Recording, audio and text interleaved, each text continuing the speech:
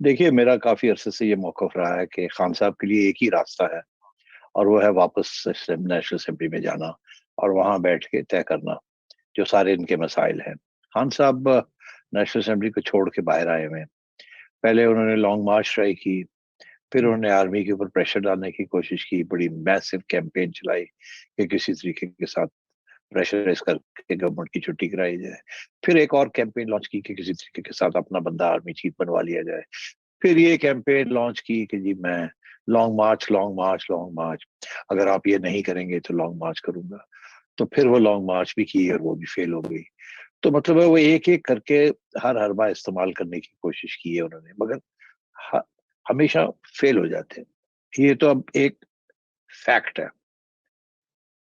अब क्योंकि वो फेल होते जा रहे हैं तो अब जैसे कहते हैं ना आखिरी पत्ता उन्होंने निकाला है। ये अगर इतना खतरनाक पत्ता होता तो शायद पहले ही इस्तेमाल कर लेते। क्योंकि अभी तो अगर इलेक्शन होने भी हैं 6 माह में या 7-8 माह में, तो 3 माह पहले, 4 माह पहले बाहर आना कोई फ़ायदा कुछ उसमें अ, कोई बड़ा फ़ायदा नज़र नहीं आता। तो ऐसे है कि ज़ाहिर है कि ही इज़ डेस्परेट। बंदा डेस्परेट उस वक़्त जी। होता है जब हार रहा होता है। जब जीत रहा होता है तो उस वक़्त डेस्परेट नहीं होता। तो जब ऑल हरबे इस तरह उनके खत्म हो गए हैं और अब उनको नज़र आ रहा है कि दिन-ब-दिन उनकी पॉपुलैरिटी भी गिर रही है, क्योंकि लोग थक रहे हैं। ये नहीं कि लोग उनको छोड़ के जा रहे हैं, मगर लोग थक रहे हैं, बाहर नहीं निकल रहे हैं। अब इसीलिए बाय द वे वो लिबर्टी चौक उनको वो हुँ, उन्हें हुँ, हुँ, पसंद है बिकॉज़ वहाँ वो तबका हर शाम को लिबर्टी चौक में ख़ुसूसन वीकेंड पे निकलता है। वो वैसे ही वहाँ 5-10 हज़ार बंदे तो उसी तबके के होते हैं जो कि इनको सपोर्ट करता है, पैसे वाले लोग और मिडल क्लासेस। तो मेरा ख़्याल है उन्हें इस बात का एहसास है। अब ये आखिरी पत्ता है उनका और इस पत्ते के साथ-साथ वो प्रेज़िडेंट अलवी के ज़रिए मुज़ाकरात भी कर रहे हैं। मैंने कल परसों अपने एक और प्रोग्राम में इसका ज़िक्र किया कि इस वक़्त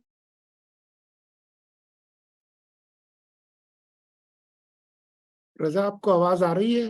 नहीं, मुझे नहीं आ रही। आपको हुँ, लगता है कि कुछ सेठी साहब का हाँ, इंटरनेट मुझे कनेक्शन लगता जो है है कि उनकी जिस जी, सेठी साहब please go ahead. Could you hear me? Yes, now we can hear हाँ, यू। बीच में आवाज़ चली गई बीच थी। में ज़रा अच्छा सो ज़रा I will start again because वो गायब हो गई थी हुँ, हुँ, बीच में वाई-फाई। तो हुँ, मेरा ये मौक़िफ़ रहा कि अब वो एक तरफ ये धमकियाँ दे रहे हैं और दूसरी तरफ वो सदर अलवी के ज़रिए नेगोशिएट करना चाह रहे हैं। और यही मौक़िफ़ उनका पहले रहा है जिसको मैंने काफ़ी अरसे से कह रहा हूँ talk, talk, fight, fight.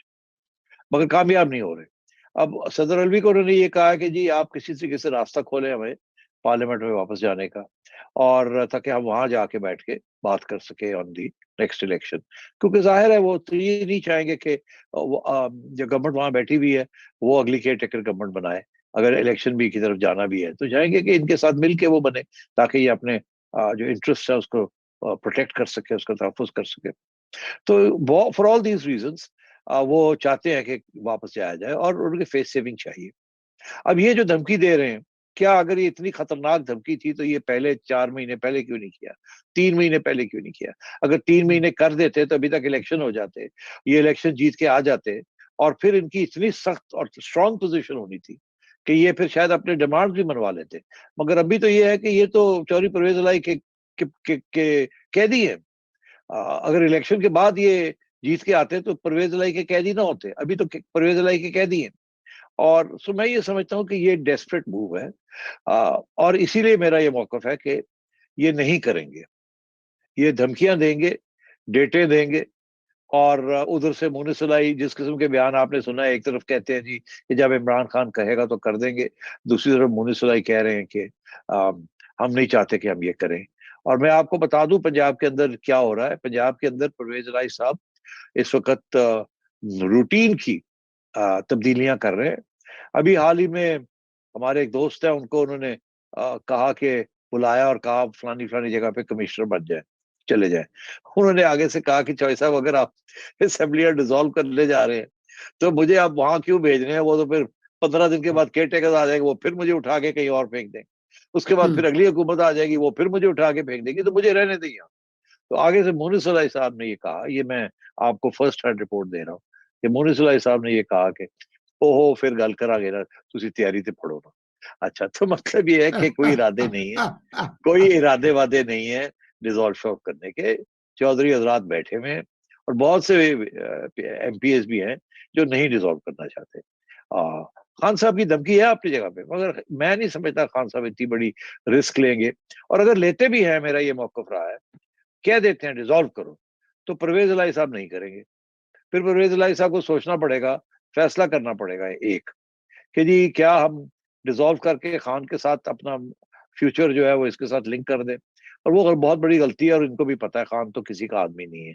Khan ने तो इनको 4 साल इनको नहीं बनाया, और बुज़दार को लेके बैठे रहे, और चौधरी परवेज इलाही फिर यहाँ तक पहुंचे कि नैपीज की बात भी करनी पड़ी उन्हें। तो अब बात यह है कि खान साहब बिल्कुल परवेज इलाही को अगले राउंड में अभी इस्तेमाल करना चाहेंगे, मगर अगले राउंड में इनको कुछ नहीं मिलेगा। हाँ, तो परवेज इलाही को भी पता है।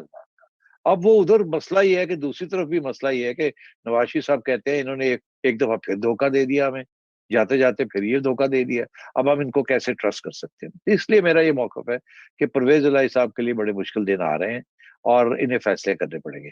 मगर परवेज इलाही साहब इन द मीन वाइल काफी सारे पैसे खर्च कर रहे हैं। 1 अरब रुपया तो उन्होंने ऑलरेडी कर दिया है अपनी कंस्टिट्यूंसी के ऊपर, और 1 अरब और 2 अरब का तो इन्होंने ऑलरेडी डेवलपमेंट प्रोजेक्ट्स जो है वो शुरू करवा दिए, एमपीएस को पैसे देने शुरू कर दिए वहां का अपनी कंस्टिट्यूंसी को तकड़ी करने के लिए, गुजरात, मंडी बहाउद्दीन वगैरह वगैरह। तो परवेज इलाही साहब ये सारा पैसा रातों रात नहीं खत्म हो सकता। ये टेंडरिंग करनी पड़ती है, ये करना पड़ता है, वो करना पड़ता है रिलीज। तो परवेज इलाही साहब को कम से कम 3 महीने और चाहिए, इसीलिए वो मार्च की बात करते हैं, ताकि ये सारे फंड्स डिस्पर्स हो जाएं, फट्टे लग जाए कि परवेज इलाही का प्रोजेक्ट है वगैरह वगैरह, और एमपीएस को पैसे मिल जाए अगली इलेक्शन लड़ने के लिए। बिकॉज अगर 1 अरब रुपया सैंक्शन होता है तो 30% उसमें से वो ले जाते हैं, या एमपीए ले जाता है, या एमएनए ले जाता है, और बाकी लोग ले जाते हैं। तो वो उनको चाहिए होते हैं पैसे इलेक्शन लड़ने के लिए, और उनकी सोर्स ऑफ इनकम क्या है, तो बड़ी महंगी है ये इलेक्शंस। तो इसलिए तो ये मैं समझता हूँ सिचुएशन है। अब आइए आगे, जो मैंने बात की डन। खान साहब को पता है, या मैं कह रहा हूँ कि खान साहब को 2 बातें का और भी पता है, कि ये हुकूमत ने तो किसी सूरत में जल्दी वापस नहीं जाना, ये तो जितनी देर हो सके टिकेंगे। खान साहब को ये भी पता है कि इस वक्त जो फौज की क़यादत है, वो उनको कोई प्यार नहीं है खान साहब के साथ। अगर दुश्मनी नहीं है तो प्यार भी नहीं है। तो इसलिए वो नहीं समझ वो उन्हें इस बात का एहसास है कि अब कोई उनके लिए खड़ा नहीं होगा। इसका ये मतलब है, मैं ये समझता हूँ कि अगर खान साहब ने डिस्टेबलाइजेशन की ये इसके साथ, तो सबसे ज्यादा जो नुकसान है वो या तो पीडीएम को होगा, क्योंकि उन्हें फिर सोचना पड़ेगा अब हमने क्या करना है क्या नहीं करना। मगर नुकसान मुल्क को भी होगा, बिकॉज ये सारी जो इकोनॉमी की सारा इश्यू है, डिफॉल्ट का और आईएमएफ का और फलाना और ढिगड़ा, ये सारे फारग हो जाएंगे, कोई देला नहीं आएगा। और अगर ऐसे ये होता है सूरत हाल, तो फौज इसको कभी भी तस्लीम नहीं करेगी, वो फिर इसको नेशनल इंटरेस्ट की एक इशू बना लेगी। उन्हें पता है इस बात का कि अगर खान साहब ने डिस्टेबलाइजेशन की, जो कि होगी with the dissolution of this assembly, तो वो फिर खान साहब को नहीं छोड़ेंगे। तो इसलिए मेरा ये मौकफ है कि अगर खान साहब ने ये डिसॉल्व की, उसके 30 डेज के अंदर अंदर खान साहब डिस्क्वालीफाई हो जाएंगे। उनके खिलाफ 8-9 केसेस चल रहे हैं, एक दो तो बिल्कुल पके हुए हैं, और बाकी पक जाएंगे। एक तो वो डिस्क्वालीफाई हो जाएंगे, और अगर फिर उन्होंने गड़बड़ करने की कोशिश की, कोई और एजिटेशन करने की कोशिश की, या कोई वायलेंस की तरफ ये उन्होंने उनके लोगों ने किया, तो खान साहब गिरफ्तार भी हो जाएंगे। इसलिए मैं ये कह रहा हूं आपसे कि खान साहब इज डन। खान साहब के सारे ये जो टैक्टिक्स हैं ये फारग हैं। खान साहब इज इन ट्रबल। खान साहब has to go back to parliament. वो फेस सेविंग ढूंढ रहे हैं, उनको फेस सेविंग मिल नहीं रही है। अगर थोड़ा सा भी पैग मिल गया तो आप देखिएगा वो वापस चले जाएंगे। अभी वो कह रहे हैं कि जी किसी तरीके के साथ मैं वापस जाऊं, यहां तक उन्होंने कहा है अपने एमएनएस को, चलिए चलिए जाके वहां खड़े होके सारे एक दफा आपने रेजिग्नेशन देते हैं। मैं समझता हूँ ये एक अच्छा एक्सक्यूज है पार्लियामेंट जाने का। फिर देखा जाएगा वहां जाके क्या करते हैं और क्या नहीं करते, और कौन इनको मनवाने आता है और मनवाने नहीं आता, और बातचीत कैसे चलती है।